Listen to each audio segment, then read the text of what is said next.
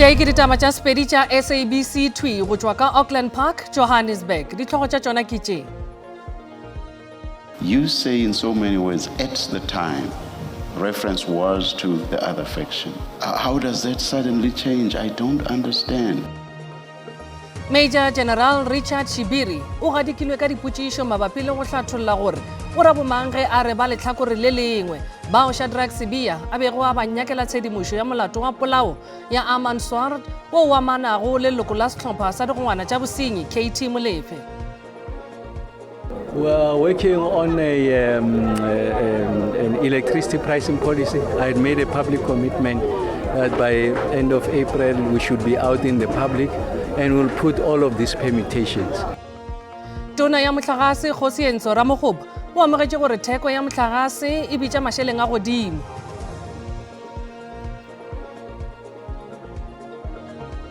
It's a pleasure to once again be in this round of the competition. So obviously states ourselves in the level of where we want to be. Tlhologelo e kgolo ya sehlopha sa Mamelodi Sundowns phadišanong ya CAF Champions League ke go leba go se ka makgaolakgang a CAF lekgalabone ka go latelana. Thobela ke nkgadimeng ke kana gomme ke thušana le mofetoledi wa polelo ya diatla Augustine Letlalo.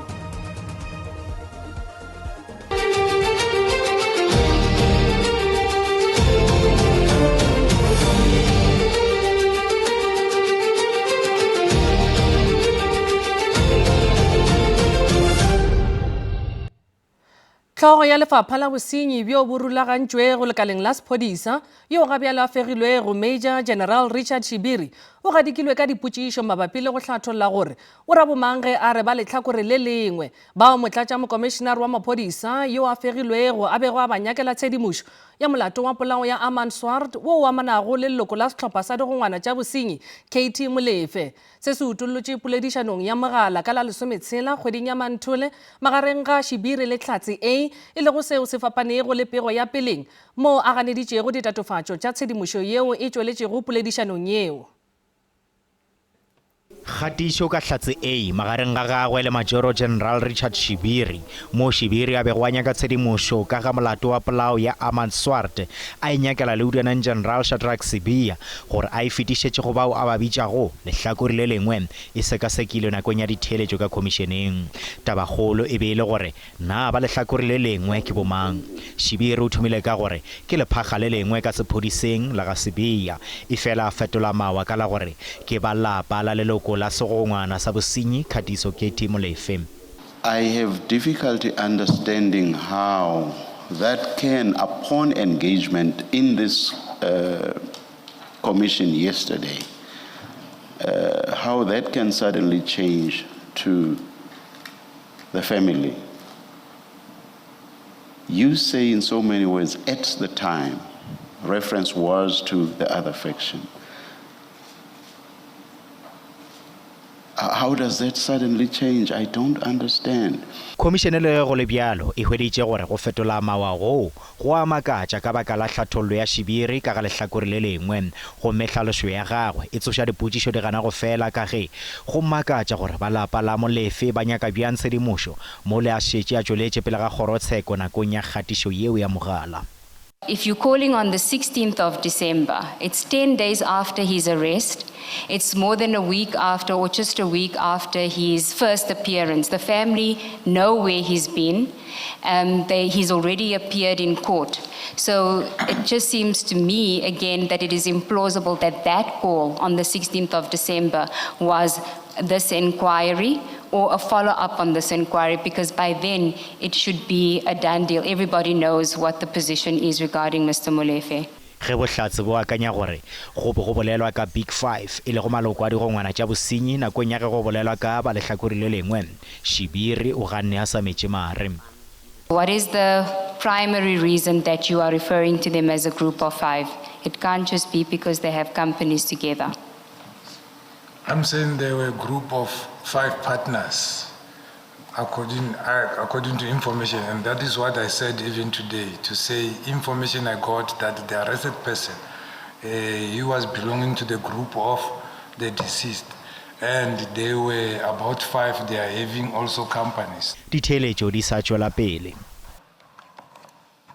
Dipšiša mare di tšweletše pele ga komiti ya lebakanyana ya palamente dinyakišong tša bosenyi bomenetša le go šinya nko mererong ya sepolotiki le tshepedišong ya tša molao le toka. Mohlankedi wa sephodisa yo a fegilwego Samkeliso Mlotshwa o latofatša bahlankedi bagolo ka sephodiseng go akaretša mokomišenare wa sephodisa ka KwaZulu-Natal Lieutenant General Nhlanhla Mkhwanazi ka go kgatha tema mabapi le go tlaišwa ga gagwe morago go golegwa ka molato wa go thopa.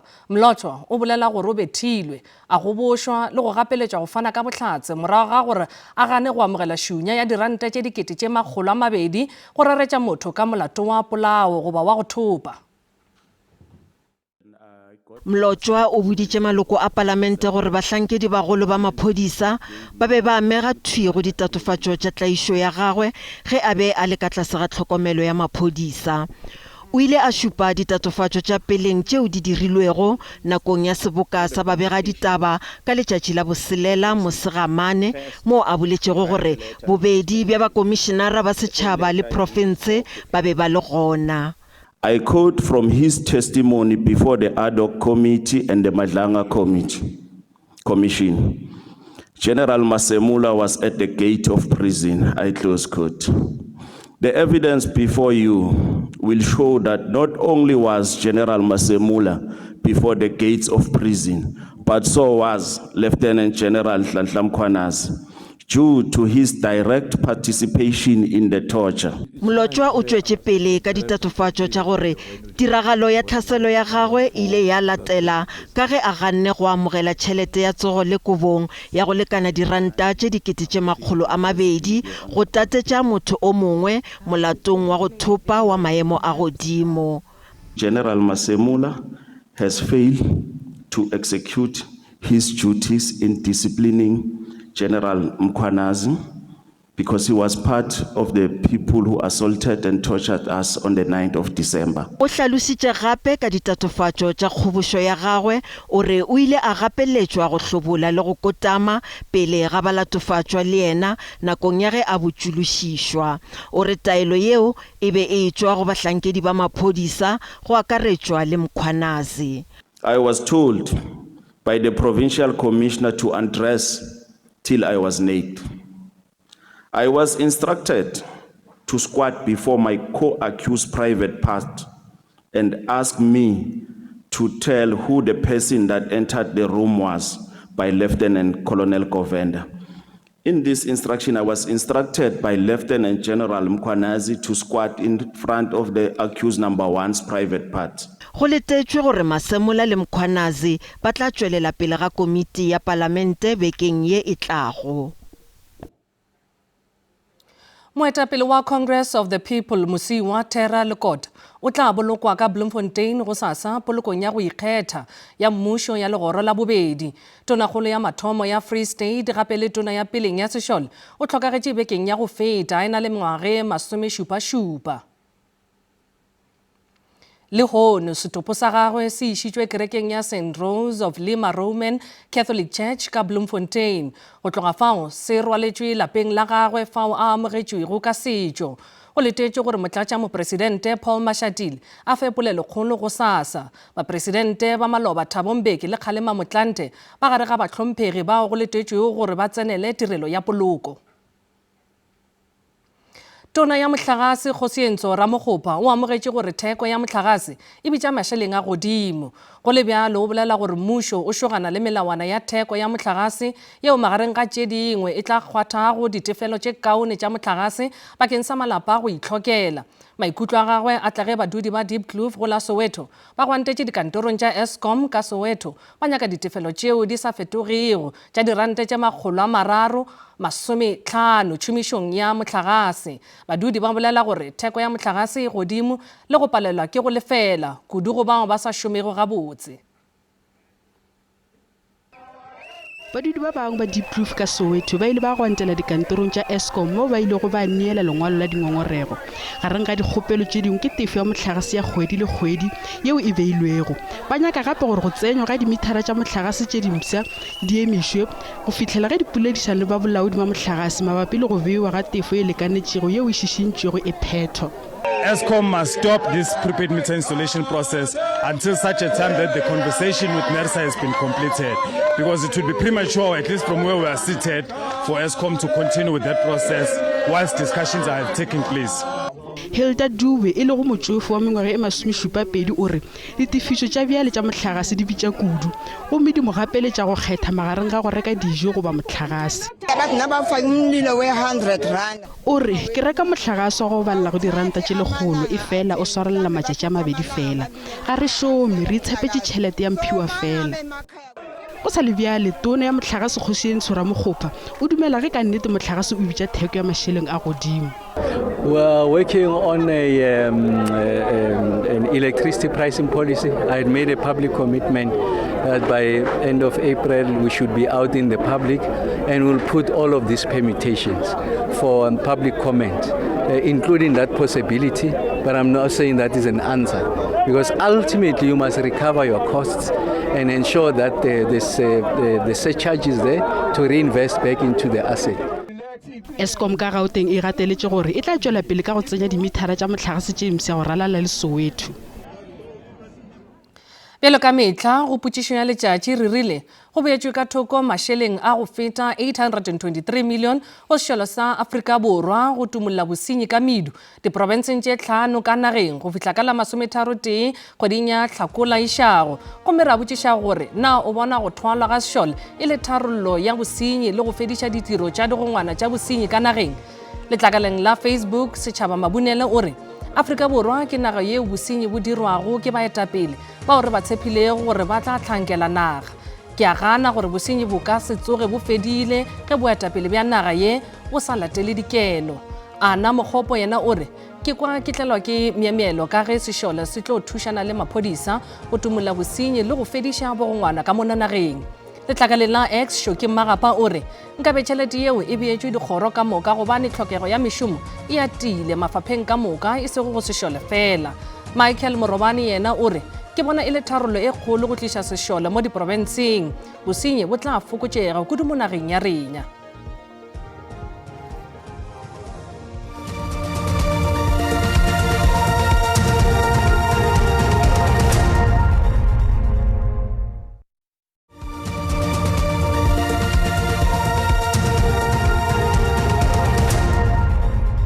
Madumega fele re a lotšha re gatela pele ka tšeo di rego molatofatšo wa bo 11 dipolaong tša go amana le insurance le bomenetša o tšweletše pele ga kgorotsheko ya magistrata wa Polokwane provinseng ya Limpopo. Molato wa Robert Shokane o šutišeditše kgweding ya Hlakola ka la 25 bakeng sa kgopelo ya peile le go dirwa ga dinyakišišo. O tla tšwelela le balatofatšwa mmogo ba tshelela bao ba swerego pejana bekeng ye. O amantšhwa le sehlopha sa dipolao sa lephodisa la Maloba Rachel Kutumela seo go hweditšwego mašeleng a go balela go dimilione tše 10 tša ditefelo tša insurance morago ga go rulaganya polao tša batho bao ba ilego ba ngwadiša go di-insurance. Kutumela le morwedi wa gagwe go akaretša buti le sese ba gagwe ba swere magareng ga ngwaga wa 2024 le 2025. Molatofatšo wa Robert Shokane ke moratho wa lephodisa la peleng ebile le go manka nna molatong wo Rachel Kutumela o tla seka molatong wo le bana ba bo ba letswele ba bahlano go akaretšwa le lefahla la gagwe leo le go legilego ka la bobedi. O ikišitše maphodiseng ka la bone morago ga go leka go tsena bjang botala ge balatofatšwa ka yena ba llelwa ke ditšhipi. Balatofatšwa ka go holega ka dimilione tše 10 tša diranta tša mašeleng a di-insurance tša poloko le tša maphelo morago ga polao ya batho ba senyane. Robert Shokane le yena o lebane le dipharamolato tše 47 go balwa le melato ye senyane ya polao. You are facing 47 counts of offenses which ranges from murder, money laundering and other related offenses in this matter. Balatofatšwa ebile le barwarre ba lephodisa la peleng Rachel Kutumela e le go Thomas le William Shokane, mogatša Kutumela ebile le hlogo ya sekolo David Kutumela, motswala wa bona Tamaris Lepe, ngaka ya setšo Benedicta Mataba le Martha Reuters ba tšweletše gannyane pele ga kgorotsheko ya mastrata wa Polokwane ka la boraro. Molato wa Shokane le ona o šutišeditše go ya go la 25 kgweding ye gore ka moka ga bona ba kgone go dira kgopelo ya beila. Accused, your case is therefore accordingly postponed to the 25th day of March 2026 for further investigation and possible bail application. molatofatšwa Robert Shokani o tla kopantšhwa molatong wo le lefahla la gagwe e lego William barwarre ba gagwe ba babedi gape le balatofatšwa ka yena ge ba boa gape pele ga kgorotsheko ka la 25 go dira kgopelo ya beila o tla tšwela pele go dula ntlwana swiswi go fihlele ge ba boa gape nna ke Koketšo Motau wa ditaba tša SABC kgorotsheko ya Mastrata wa Polokwane. Kgorotsheko ya Selete sa Modimolle provinseng ya Limpopo e šutišeditše tsheko ya molato ya go utswa polaseng ya Phalaphala go mošupologo. Batho ba bararo tshekong ye ba latofatšwa ka go utswa $560 go tšwa polaseng ya mopresidente Cyril Ramaphosa go la Bela-Bela kgweding ya Dibokwane ngwageng wa 2020. Emmanuela David le dikgaetšedi Froliana Lindy le Nasho Joseph ba lebagane le ditatofatšo tše mmalwa go akaretša go utswa le go thuba ka ngwakong. Tšhelete e be le ka gare ga sofa. Tsheko e šutišitšwe go nea boramolao ba latofatšwa go boledišana le bona. Motlhankedi yo a etilego pele dinyakišišo a hweditšego pego ya bohlatse go tšwa go hlatse yeo e senago tšhomišano o boditše kgorotsheko gore pego ye ya bohlatse e dirilwe legaeng la hlatse ka Lebakgomo ka ntlenyana ga Polokwane. Hlatse yeo rakgwebo wa ditaxi go bolelwa gore o thwetšwe go sepetša molatofatšwa go tšwa polaseng ya Phalaphala go la Bela-Bela go ya Johannesburg ka letšatši leo go utswitšwego ka lona kgweding ya Dibokwane ngwageng wa 2020. Go pego ya bohlatse bja gagwe o amogetše gore o thušitše David le balatofatšwa mmogo ka senamelwa. Le ge go le bjalo ka kgorontsheko o file bohlatse bja bo fapanego bja go ganetša go ba le balatofatšwa letšatšing leo.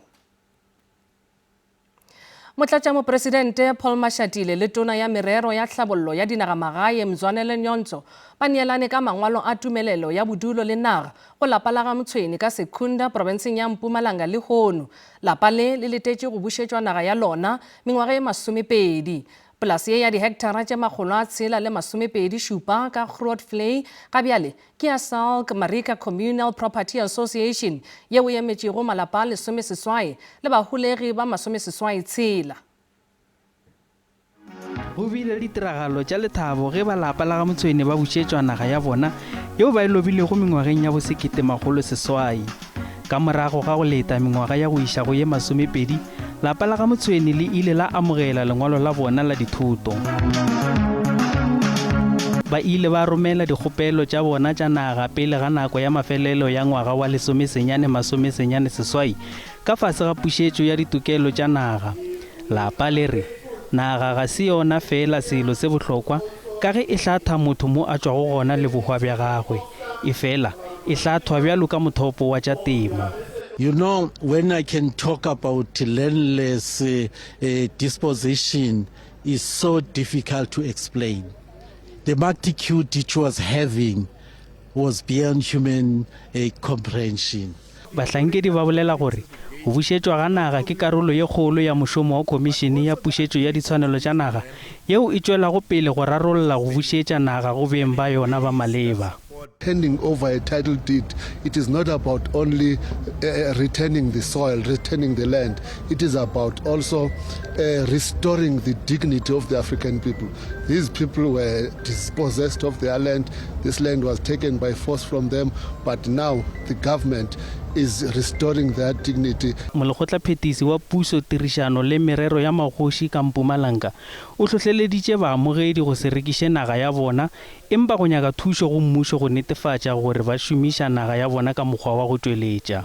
We are confident with this family of the CPA. They've already started that they will not fight like many CPAs in the province that they are fighting.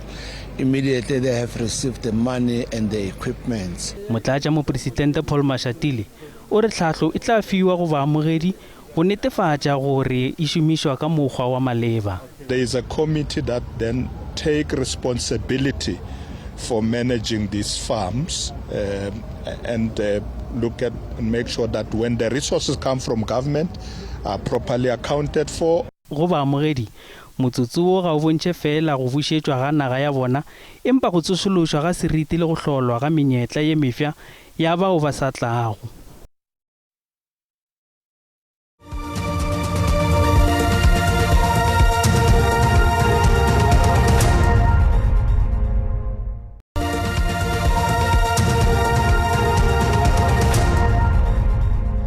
Tlhologelo e kgolo ya setlhopha sa Mamelodi Sundowns phadišanong ya CAF Champions League ke go leba go se ka makgaolakgang go tša CAF lekga la bone ka go latelana. Bagešo di felela mo go latela kakanyo ya maemo a boso go šegofetše. Shalom.